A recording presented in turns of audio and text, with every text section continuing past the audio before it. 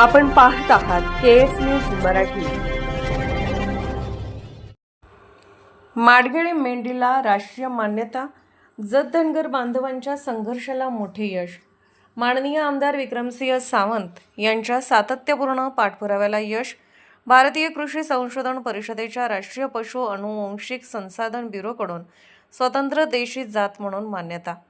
जत तालुक्याची ओळख आणि धनगर बांधवांच्या कष्टाचे प्रतीक असलेल्या माडगेळे मेंढीला स्वतंत्र देशी जात म्हणून राष्ट्रीय मान्यता मिळाली आहे।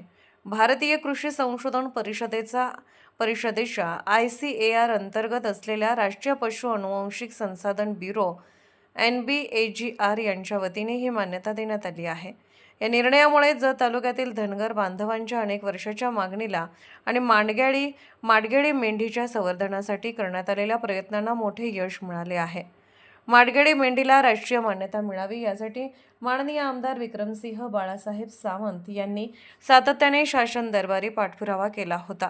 तत्कालीन पशुसंवर्धन मंत्री माननीय नामदार सुनील केदार यांच्याकडे त्यांनी याबाबत विशेष मागणी केली होती।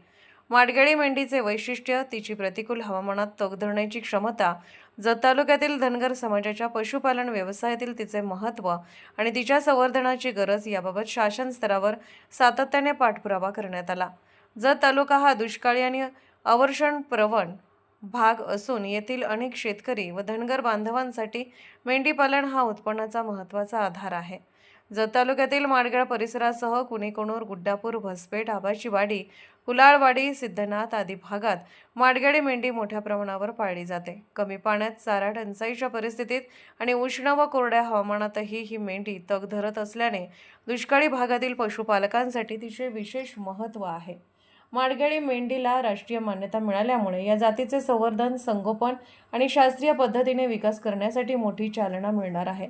तसेच माडगेळे मेंढीची स्वतंत्र ओळख निर्माण झाल्याने पशुपालकांना आर्थिकदृष्ट्या अधिक चांगल्या संधी उपलब्ध होण्याची अपेक्षा आहे।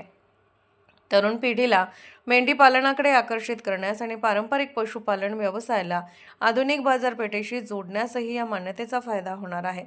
यापूर्वी केंद्र सरकारच्या राष्ट्रीय पशु अनुवंशिक संसाधन ब्युरो कर्नाल येथील तज्ज्ञांच्या पथकाने माडगेळ परिसराला भेट देऊन या मेंढीच्या जातीबाबत पाहणी केली होती। त्यानंतर शासन स्तरावर आवश्यक प्रक्रिया आणि पाठपुरावा सुरू होता। आता स्वतंत्र देशी जात म्हणून मिळालेल्या राष्ट्रीय मान्यतेमुळे माडगेळे मेंढीला देशपातळीवर अधिकृत ओळख मिळाली आहे। माननीय आमदार विक्रमसिंह सावंत यांची प्रतिक्रिया।